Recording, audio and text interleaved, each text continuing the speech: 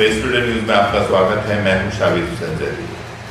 दोस्तों, जिस तरह से AIMIM उत्तर प्रदेश के चुनाव में भरपूर ताकत के साथ उतरी है और पूरी तरह से उसने अपने 100 कैंडिडेट उतारने की बात की है, तो सरधना विधानसभा से जो कैंडिडेट उन्होंने उतारे हैं वो हाजी आस मोहम्मद हैं, जिनसे हम आज बात करेंगे।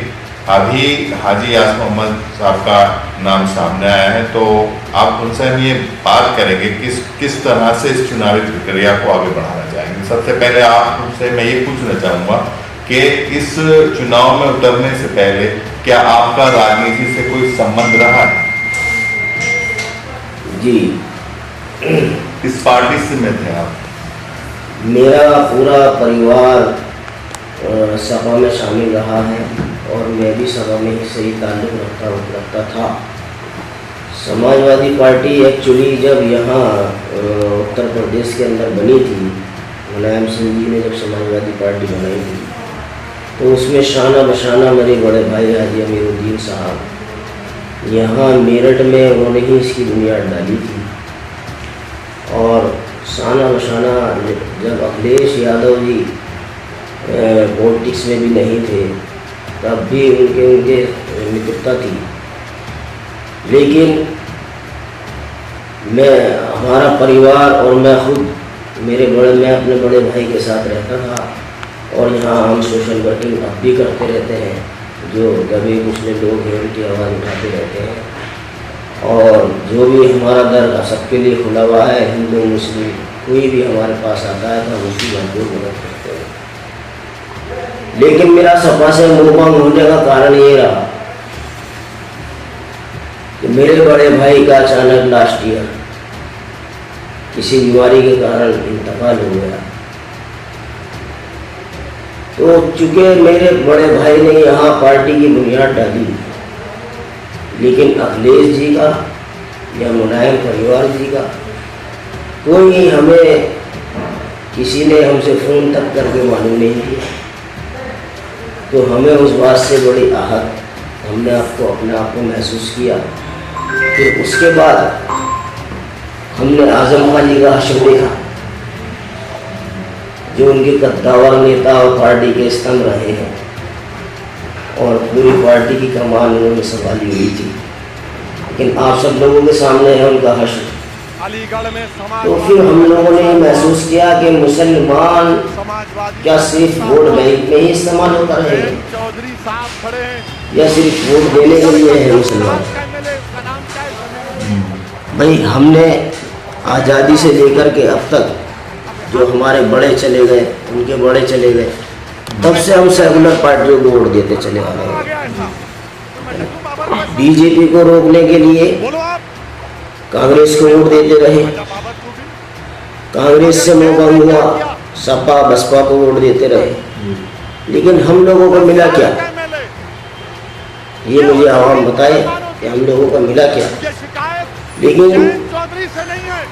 अब इसलिए अब हमने जब वहाँ तकलीफ हमें महसूस हुई और मेरी MIM के सदर साहब से मीटिंग हुई, उनसे मुलाकात हुई, तो उनके अंदर मैंने तड़प देखी, एक कुड़न देखी पिछड़ों को लेकर के और दबे कुचले लोगों को लेकर के। तो मैंने फिर ये ठाना कि मैं अब अपनी पूरी ज़िंदगी जो है सोशल वर्किंग में गुजारूँ। तो जिस तरह से आप बता रहे हैं AIMIM से आप जुड़े हैं, दूसरी तरफ AIMIM जो है उस पर बहुत ज़्यादा ये इल्ज़ाम लगते रहे हैं कि ये बीजेपी की बी टीम है, बीजेपी को फ़ायदा पहुंचाने के लिए ये चुनावी मैदान में उतरी है। तो आपका इस बारे में क्या कहना है? मेरा इस बारे में ये कहना है कि हम लोग ये लोग क्या कहते हैं या दूसरी पॉलिटिकल पार्टियां क्या कहती हैं वो उनको मालूम होगा। लेकिन जहाँ तक आपने मेरे से सवाल किया है, इसमें मेरा कहना ये है कि क्या इससे पिछले चुनाव में भी हम लोगों ने हरवाया था क्या दीगर पार्टियों को? उससे पिछले चुनाव में भी क्या हमने हरवाया था? भाई, एक बात बताएं कि हम अगर बीजेपी की बी टीम है तो हाँ, अब से पहले कौन बी टीम रही है? इसलिए हम बी टीम नहीं हैं। हम भाजपा, सपा, बसपा, कांग्रेस सबको एक खाने में गिनते हैं। हमारे लिए सब एक ही है। चूँकि कोई भी पिछड़ों की बात, दलितों की बात, मुस्लिमों की बात कोई पार्टी नहीं करती। सिर्फ और सिर्फ जो कुछ लोग हैं वही पूरे मुल्क को कब्जाए हुए बैठे हैं। कोई सुनने के लिए किसी की भी कोई बात तैयार नहीं है। इसलिए अब हमारी पार्टी ने ये तय किया है कि अब हम हिस्सेदारी चाहते हैं, ना कि हम गुलामी चाहते हैं। अच्छा, मैं ये पूछना चाहूँगा, क्या सिर्फ मुस्लिम वोट के लेवल पे क्या कोई पार्टी सत्ता में आ सकती है या फिर सरकार बना सकती है? ऐसा क्या मुमकिन हो सकता है? देखिए, पहली बात तो ये जो लोगों ने हमारे ऊपर लेबल लगा रखा है कि ये सिर्फ मुस्लिमों की पार्टी है, ऐसा कुछ नहीं है। क्योंकि किसी सऊदी अरबिया से तो रजिस्टर्ड है नहीं हमारी पार्टी, या पाकिस्तान से तो रजिस्टर्ड है नहीं, हिंदुस्तान से ही रजिस्टर्ड है और राष्ट्रीय पार्टी है। और ना ही हम कभी सिर्फ मुस्लिमों की बात करते हैं। हम तो मुस्लिम, पिछड़ा, दलित समाज, जो पिछड़ा वर्ग समाज है, उन सब लोगों के हितों की बात करते हैं और उन सबों को साथ लेकर के चलना चाहते हैं और चल रहे हैं। आप हैदराबाद में देखिएगा कितना हमारी मजलिस के साथ में कितना दलित और कितना हिंदू समाज जुड़ा हुआ है। ये तो सब एक यहाँ पर दूसरी पार्टियाँ मुसलमानों के अंदर और पिछड़ों के अंदर एक दहशत पैदा करके जो है बीजेपी को वोट दिलाने का काम करना चाहती है। अच्छा, आप बात करते हैं सरगना विधानसभा की। सरगना विधानसभा को आप किस तरह से समझते हैं? किस तरह से उसमें आप जीतने के काम कर रहे हैं? क्या उस पर कोई बूथ कमेटी बनाई है? क्या सिस्टम बनाया है आपने? क्या आपका इसमें क्या नज़रिया है? किस तरह से चलेंगे आप उसमें? देखिए, अभी पार्टी ने मेरे को कहा है कि आप जाकर के वहाँ मेहनत कीजिए। पार्टी ने मुझे इस लायक समझा और मैंने वहाँ के जो लोगों को मैंने वहाँ पोजीशन देखी कि अभी भी किस पोजीशन में लोग वहाँ जी रहे हैं, बीजेपी की गुलामी करते हुए जी। वहाँ इसलिए मुझे पार्टी ने वहाँ भेजा, तो मैंने वहाँ जाकर के पहले लोगों का दुख और दर्द समझा। उसके बाद मैंने ये तय किया कि मैं सरगना से ही लड़ूंगा। क्योंकि उसका कारण ये है कि वहाँ सभी लोग दबंग किस्म के लोग चुनाव लड़ रहे हैं, जो सारी जनता को दबा करके अपने जूते के नीचे रखते हैं।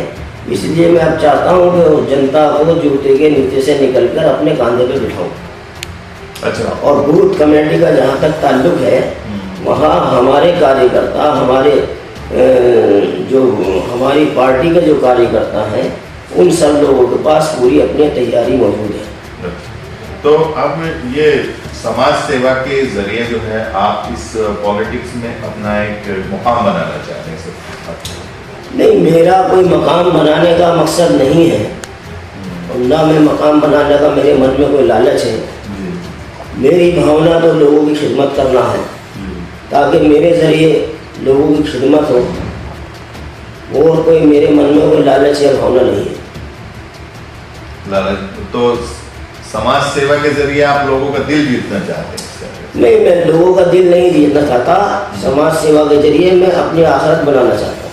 अच्छा, मकसद ये है कि आप पॉलिटिक्स में लोगों को अपने साथ जोड़ना चाहते हैं, न कि आप लोगों से जुड़ना चाहते हैं?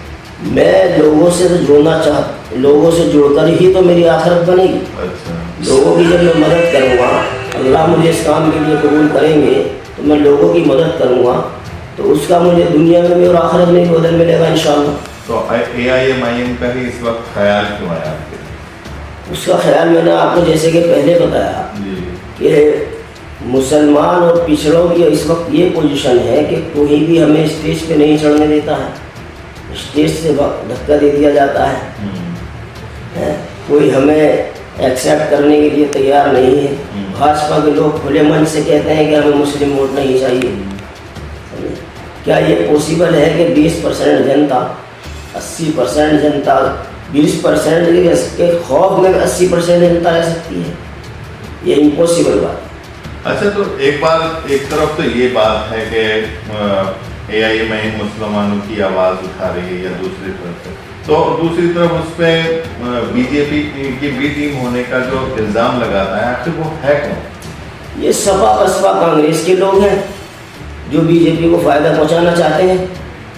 अभी आपने देखा होगा व्हाट्सएप, यूट्यूब और फेसबुक पे हम लोगों ने भी देखा है कि मुलायम परिवार पूरा योगी जी के साथ कैसे लंच और डिनर वगैरह कर रहे हैं। ये सब मंच की उन लोगों की लड़ाई है, लेकिन अंदर से ये सब लोग एक ही हैं।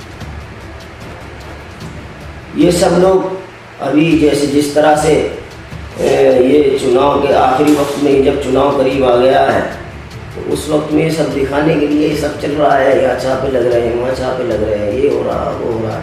उससे पहले कहाँ सब लोग ये सोए हुए थे। ये सिर्फ मुसलमान को बांटना चाहते हैं, दलित पिछड़ों को बांटना चाहते हैं, और ताकि ये अपना सरकार बनाए रखें, उसमें ये अपना साम दाम दंड भेद सब कुछ इस्तेमाल कर रहे हैं। तो यकीनन आपसे मिलकर ऐसा लगा कि शायद एक अच्छा उम्मीदवार सालाना विधानसभा को मिल पाएगा। इंशाअल्लाह मैं पूरा अपनी तरफ से मेरी पूरी कोशिश ये रहेगी, और अल्हम्दुलिल्लाह मुझे अल्लाह की ज़ात पर यकीन और भरोसा है कि मुझे ना कोई दौलत खरीद सकती है, ना मुझे कोई ताकत तोड़ सकती है, ना मैं किसी के आगे झुक सकता हूँ। मैं सिर्फ और सिर्फ अल्लाह के आगे झुकता हूँ और अल्लाह से ही डरता हूँ, और कौम की खिदमत के लिए ही। और मेरे लिए मुस्लिम, दलित, पिछड़ा सब समाज मेरे लिए बराबर है, वो चाहे उच्च जाति का हो या पिछड़ा हो। मैं किसी के अगर काम आ सकता हूँ तो आधी रात में भी मेरे घर के दरवाजे उन लोगों के लिए खुले हुए हैं। शुक्रिया आपसे बात। Thank you so much.